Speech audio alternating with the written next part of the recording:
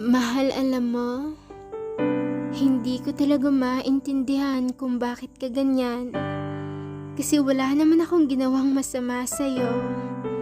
Wala naman na rason para magalit ka sa akin.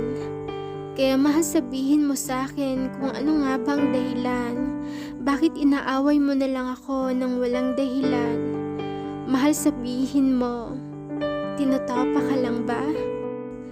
Kasi alam mo, yun na lang yung iniisip ko na tinotopa ka. Pero palagi na lang kasing ganito, na sa tuwing kinakausap ka ay nagagalit ka na. Kaya di ko talaga maiwasan na isipin na baka wala ka na sa aking pagtingin. Baka kasi galit ka sa akin kasi wala ka nang nararamdaman sa akin. Kaya sabihin mo naman, ano bang dahilan kung bakit ka nagkakaganyan?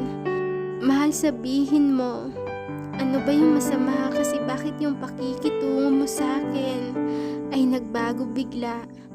Mahal, sabihin mo para malaman ko. Para malaman ko kung saan ko ilulugar itong nararamdaman ko.